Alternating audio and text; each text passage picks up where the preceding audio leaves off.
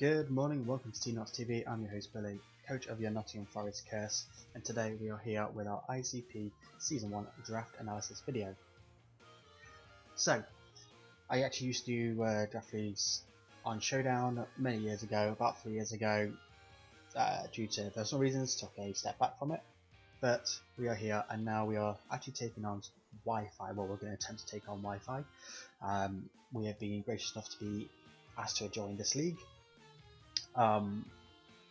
Full of some brilliant coaches. I've watched quite a few of them previously on YouTube, and very much looking forward to getting to know some of them and battle them. Now, before we kind of get all into anything, I do just want to say a huge thank you to Dr. Slacking. I reached out to him asking how to get involved in draft leagues, etc., and he's been extremely helpful.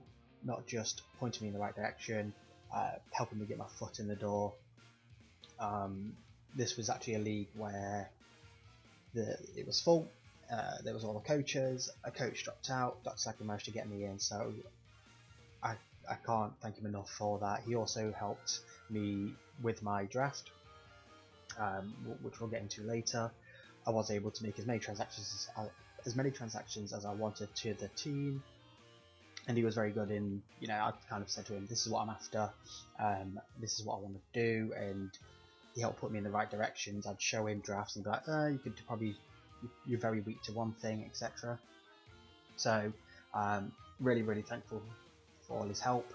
Now, he is actually my week 1 opponent, so if my team does look like it, depending on the matchup, who knows, he might have done himself dirty, or he might have done me dirty. We'll find out.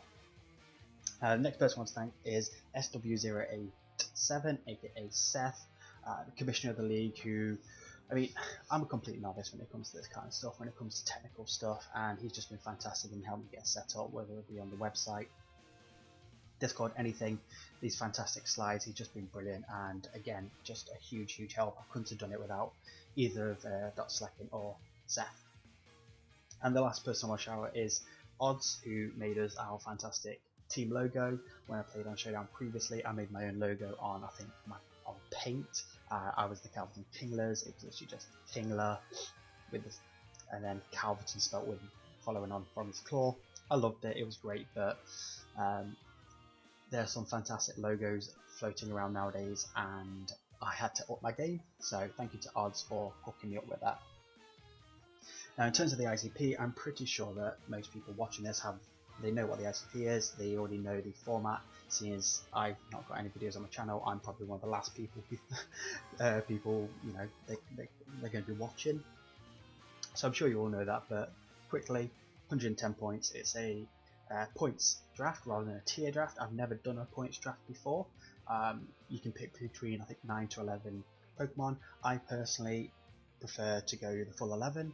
If it means I've got slightly weak Pokemon, I don't mind, because I like having versatility, I like having diversity, I like having plenty of options. The more options you have, the more your opponent has to prep for. I just love utilising lower picks, so I'm going for the full 11 Pokemon there. Now, very quickly, like I said, I am a replacement coach, which means I did inherit a team. Now, the team I inherited, I think, was a pretty good draft, to be honest, but just not for me. Everyone has their own playstyles. It just didn't match my playstyle. I did have, I'll go over that team now. We had Melmetal, we had Mew, Crocodile, Aromatisse, Venusaur, Oregon2, Torkoal, Vaporeon, Rotom Fan, Walrein, and Torracat. Now, me personally, I absolutely bloody love weather teams, so that already started off with a Torkoal and Venusaur, already set me up for weather.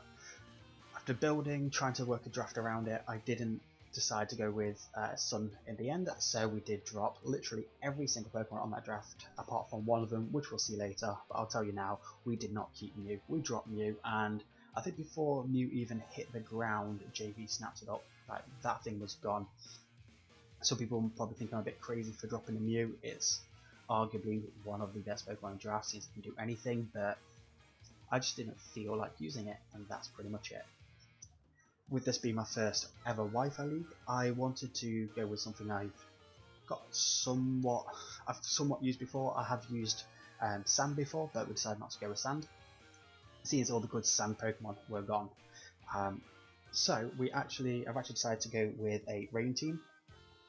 I'll tell you all this because when it comes to seeing my picks and the turns I picked them, that is not correct. I didn't pick them in that order because I basically got given a blank slate. Here's your tiers, here's your points, pick what you want. You've got as many transactions as you wanted. I literally just went, right, I'll have a bit of that, a bit of that, I'll have one of them. Something like, like that, so I didn't see the point. So yeah, my order picking things is a bit off, so rather than saying why I picked each Pokemon each round, I'm just going to say what it does for me on a rain team, because that's exactly what we've gone for. What I will note as well is that I didn't look at any other coach's team before I did this, because I did not want to be I didn't want to be accused of, oh, you've counter-teamed anybody. I don't think I have. Like I said, the only person who helped me was Dr. Slackin. That was the only team I looked at because he was helping me make my picks. And again, if my draft is good against him, that's kind of his fault. So, So yeah, I'll just be talking about each Pokemon and why I think they fit on a rain team and what they bring to this team. I think that's pretty much it for the intro. So before we get started, pause the video, go make yourself a cup of tea, and we'll get right into it. First of all, we picked up Thundurus T. Now, like I said, I've used Rain before. I did have Thundurus on that. I don't think I bought it once, and I think I dropped it pretty early on for a Dragonite. If I could do that now, I'd probably do the same because I fucking love Dragonite. I've been playing the game since Gen 1, and Dragonite being the OG dragon, of course, it's got that. It's always going to have that soft spot. Anyway, we haven't got Dragonite, we've got Thundurus. So, reason we picked Thundurus for a rain team is simple. Volt Absorb, because we're going to have a lot of water types on a rain team, which means we're going to be very weak to ice, grass and electric. Thundurus does resist grass. It doesn't have the best defenses in the world, but it's okay, and it is immune to electric, so we're all good there. Its base special attack 145 is absolutely fucking bonkers. Usually you see this thing as like maybe a heavy duty boots or a scarf, life orb, something like that. But it usually has to utilize Thunderbolt because Thunder is not considered, it's just not very accurate. But in the rain, it's 100% accurate, 30% chance to paralyze. With 145 special attack, this thing is gonna fucking hit like a truck.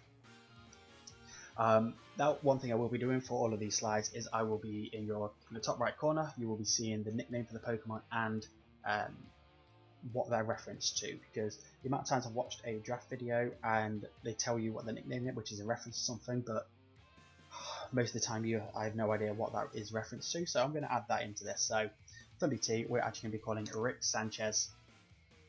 I just thought he fit. I think he kind of looks like it. If Rick Sanchez was a Pokemon, I kind of think it'd be Thundurus, and Thundurus kind of looks like a god, and as Rick Sanchez says, if God exists, it's fucking me. So, moving on, we got Cortana. So, Cortana I've never actually used in a draft league, don't think. It's frail as shit, but it has the highest base attack in the entire game, 181 base attack, decent speed tier as well at 109. It forces the 110s, 115 speed Pokemon to go speed boost in nature. So, again, frail as shit. It's actually not got a bad defense, 131 defense, but with 59 HP, 31 speed F. It's a paper airplane. It's gonna get destroyed by a gust of wind.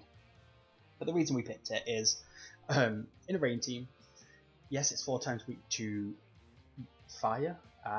Even in the rain, it's that frail that it will still die to a fire hit. Probably die to like a level 1 Charmander's Ember, I imagine. But it's a very, very, very offensive grass type, and whilst we're going to have a lot of water Pokemon, it means it's going to be quite difficult to break through other water Pokemon. Hence why the first 2 picks we've got one of the strongest electric Pokemon in the game and one of the strongest grass type Pokemon in the game. One special, one physical. Well, Thunder can be physical, but it's going to be special most of the time. We can really, really pressure those really bulky water types that otherwise we might have trouble getting through. Now, for a nickname for Cortana, I honestly wasn't sure, so I asked my fiance. I showed her it, and I was like, "Hey, you got any suggestions for me?" And she told me it reminded me of Blossom from the Powerpuff Girls, so Cortana's going to be called Blossom. So next up, Crocodile. This is the one Pokemon we saved from the team we took over. Originally I wasn't going to keep it. I was going to get, I think I really wanted Heracross. I just love shiny Heracross, and I just wanted to use it, but in the end, after the rest of the picks started slacking, did advise me, I haven't really. A dark type is very valuable these days in a draft. I mean, I get it, it's great to have an immunity. I do think a lot of psychics either have the fairy typing, which dark doesn't like, and it doesn't, and a lot of pure fairies still get psychic coverage, fairy coverage, sorry, but it's an intimidator. It's another electric immunity, because again, we're going to have a lot of water types, so we need more than one electric immunity, I feel. Croc is just a fantastic stealth rocker, knockoff user, choice scarf, moxie sweeper, all that kind of stuff. Not entirely sure how I'm going to use it yet, and I've never used it before, so I just love the design. We are going to be using the shiny one because I haven't mentioned, but over the last year I am based in the UK. We have been in lockdown everywhere. In that time I've been doing an awful lot of shiny hunting. So if you see a shiny Pokemon on my draft, it is a Pokemon I've shiny hunted. If it's not shiny, I haven't shiny hunted it, so I'm not going to gem a shiny one. As for Crocodile, we're going to be nicknaming this thing Crocodile, off from Rick and Morty, so we've got a second Rick and Morty reference here. It fits, especially the shiny version. I love Crocodile from the show. He's not in it for very long before he gets squished, but he's just a happy crocodile. So, moving on, Kabutops. Now, it shows this is my 4th round pick, so if anybody saw the draft stream, they probably thought, what the fuck is this guy doing picking a Kabutops round 4? Again, did not pick it round 4, I just picked it at the same time I was pretty much picking everything else. But at the end of the day, Kabutops, it's my first Swift Swimmer. Like we said, we're going rain. It's a really solid Swift Swimmer. You get a lot of it's like sand, not sand. Hail has a problem with their slush rushers. They're all very slow. Even in the hail, a lot of them start sped by like base 90s or 100s choice scarf. Kabutops is base 80, so it's gonna outspeed most choice scarfers as well in the rain. Stealth Rock, rapid spin, you name it, hits hard. Decent coverage. It's only got a base 65 special attack, so it can't really go special. It's kind of always got to go physical, but who knows, one week I might just bring a special Kabutops. Kabutops actually going to follow on from the Rick and Morty theme, and we're going to go with Scary Terry. Scary Terry is basically Nightmare on Elm Street guy, but he has swords for fingers instead of knives. Kabutops literally has swords for arms, so I thought it fit. I just thought it fit, and yeah. So I'm getting through this quite quick because in about half an hour I will be playing my week 1 game against Dr. Slacking. I've still got to record my team builder, so yeah, just gonna blast through this a little bit. Next up, Baristuda. This thing is up there with the best Swift Swimmers in the game. Obviously new to Gen 8, base 123 attack, 136 speed. Now, as I mentioned with Kabutops, base 80, there will still be some Pokemon that outspeed in the range of your very high speed tier Pokemon. Baristuda, nothing's outspeeding this in the rain. Nothing. I believe we outspeed a choice scarf Regieleki. I think the only thing that can outspeed us is like Unburden Excelgor. There's only one Excelgor in the league, so whatever. Baristuda gives me access to Flip Turn boosted, Flip Turn, Rain boosted. It's going to hit hard. You do see this an awful lot of time with a Choice Band, but I think there's also a lot of other sets that are very valuable. it doesn't get toxic, so you can't really use the sub-toxic protect thing in with it, which would be fun. I have no problem with that set, by the way. I know a lot of people really dislike them sets. I have no problem with it. They're viable sets. It's in the game. It's legal. Use it. If you want to use it against me, go for it. Go for it. But no, its coverage is pretty good. Like I said, flip turn, liquidation. It does get poison jab, crunch, close combat. That's a big one for it. Double edge, drill run. Gets plenty of moves, but there's not a huge amount of variety with Baristuda. Like I said, you usually go in with an offensive item, and you just clicking flip turn in the rain, chipping things down, because you're going to outspeed anything until the late game, where hopefully you can just come in and kind of clean up for you. Now for Baristuda, the nickname is actually going to be off. I don't know if, hopefully, some people here have seen the film Help, I'm a Fish. Brilliant film, brilliant film. And in Help, I'm a Fish, there is a fish, spoilers, where it's like the evil fish, and that fish is actually voiced by Alan Rickman.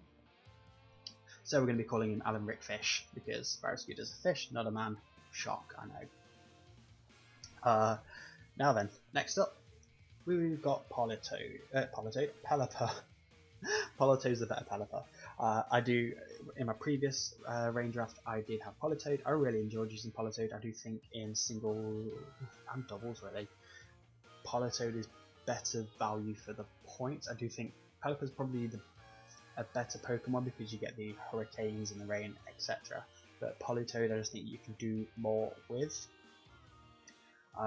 It can take more hits. Pelipper is frail as fuck. It can maybe take a physical hit if you really think about it, or if you really try to make it take a physical hit. But the main thing with Pelipper is U-turn, defog, it gets hurricane. I probably would have gone Politoad, but there is another rain team, which is Kelly under the radar. He's taking rain, who is our week 4 opponent. Cannot wait to play Kelly. I've been watching that guy for years, so when I saw I was playing Kelly, I think I did a little fist pump. So very much looking forward to that. In terms of Pelipper, you know, he's the rain setter really. That's pretty much it. It's one of the problems with Pelipper as a rain setter over Politoad is that it kind of has to run heavy duty boots, because if you don't have heavy duty boots and you're under 25%, if you switch in, you die before you reset the rain, which is a big problem. So it makes it harder to run a damp rock on Pelipper. But we've got decent hazard removal at the moment. We've got Thunderous with defog, Cortana with defog, we've got Kabutops with rapid spin, and we will have more hazard removal in the future. Pelipper obviously gets defog, but again, only really viable if you are using the heavy duty boot sets. Now Pelipper I have not shiny hunted because its shiny is fucking ugly, so I will be sticking with the regular lovely blue Pelipper. Now in terms of nicknames Pelipper, we're going with Deep Throat. You thought you were getting a naughty picture then, didn't you, you dirty bastards? Let's go to Toxicroak next. Alright, Toxicroak. Reason I went for Toxicroak is I've always wanted to give this thing a go. I didn't have it in a previous rain draft. I think I opted for Helios instead as my dry skin abuser. But this time we're going Toxicroak because I didn't need the electric type. I think Helios is still available, but yeah, it is. I wanted to go with Toxicroak. It was pointed out to me from Dr. Slackin originally, because there was no Toxicroak, that I have no switch-ins to a Scold. A rain booster Scold, so having a water immunity on this rain draft is very important. Dry skin is basically like leftovers. If the rain is up, I get like leftovers recovery. Add that to, well, you know, also add a leftovers or a black sludge because we are poison type. Then we're healing quite a bit each turn, chucking protect, and over 2 turns we're healing like 24%. That's a lot of recovery, and I think it's something. Toxicroak, I've seen it in drafts before, and it's either been absolutely shite or it's been invaluable. Mostly shite, but those times it has been invaluable, that's down to the coaches. So I really hope that I can be creative enough with Toxicroak to see what matchups it can really be a pest to bring. It's really not that strong. but it does get Sword Stance and Nasty Plot. Decent physical special attack. Let's have a look. Physical attack 106, special attack 86. They're usable. Now, because of the dry skin, we can afford to run like a life orb and not really take any recoil. Does get decent priority, bullet punch, vacuum wave, solid priority move, which not a lot of Pokemon get, but you know, Toxicroak, I don't know. I'm excited to use it. I am really excited to use it. I probably don't sound excited because I feel like it's going to be hard work to make use well, but I'm certainly going to try. Now, in terms for Toxicroak, we're going to be calling it Menopause. Any questions as to why Menopause? Simple. Say no more. Next up, we got Klefki, aka McLockface. I'm telling you the nickname now because Klefki. How do you name a bunch of keys? You don't really. So me and the fiance, we thought about it. We thought long and hard. We spent an entire evening on it. We barely slept that night, trying to think of a good nickname for Klefki, and in the end we settled for McLockface. I've really started to love this thing. I've already looked at some I've already looked at my matchups, and I see myself bringing Klefki quite frequently. We don't really have a fairy switching. Our one resist at the moment is Cortana, and Cortana switches into nothing. Klefki can help with that. Klefki does provide screens. Screens can be invaluable for an offensive team or a settle team. Settle screens go into a Nasty Plot, Sword Stance Toxicroak maybe, or even more a Sword Stance Cortana, or even more say a Agility Nasty Plot Thunderous. Spike support, another defogger, plenty of utility in Klefki. Doesn't hit hard. I mean, it's a set of keys, so I'd be very upset with Pokemon if they did make this thing hit very hard. But it's just a bit of utility that I think the team really lacks at the moment. We've got a lot of offense, so I would like to say we fill that gap of having too much offense with some bulk, but we kind of don't. We do grab Drampa though. I needed a ghost immunity. I've got a ghost resistant Crocodile, but Crocodile can't come to every game. Whereas, not that Drampa's going to come to every game, but having a ghost immunity is always nice. Having there's another resistance to water, another resistance to electric, so it's not fully relying on Thunderous and Crocodile all the time for that electric immunity, not always relying on Toxicroak for the water resist, because again, Kabutops and Baristuda don't really want to be switching in on Skulls. Pelipper probably can, but Pelipper's pathetic, so probably not. Whereas Drampa actually has pretty decent stats, 135 base special attack. It does have the Berserk ability, which means a 50% health. It does get +1 special attack. It does get Recovery and Roost, so something can happen there. It does also get Sap Sipper, so it gives me a Grass immunity. And finally it gets Cloud9. I don't think I'll ever be bringing Cloud9 because I'm a weather team. Another thing to note with Drampa is it gets really good coverage. Obviously you've got the normal, your stab moves, Hyper Voice, Dragon Pulse, Draco, whatever. What's interesting about Drampa is it gets Thunder and Hurricane, which of course are both 100% accurate in the rain, so I think it's certainly something that we can make work. I'm really looking forward to using Drampa. We're actually going to be nicknaming this thing Shadow Jacker. This is another Rick and Morty reference. Shadow Jacker is a dragon in Rick and Morty that has spent an eon in its cave jacking it, so I thought it fit well. Now for Drampa, I'm going to say I'm bringing this to week 1. I can say that because like I said, I'm playing Slack in 20 minutes, I need to rush this, and I really wanted it shiny, and I've been hunting all week for a shiny Drampa, and I finally got it on Friday afternoon. So we will be bringing a shiny Drampa to week 1. Next up we have Beartic, another Swift Swimmer, our third Swift Swimmer, but this one obviously not a water type, it is an ice type, so it doesn't fill the same role as Kabutops and Baristuda, who really don't like grass types. Kabutops gets cross poison, Baristuda gets poison jab, but it's with it not being stab, it doesn't hit as hard as, for example, a stab Icicle Crash from a Beartic.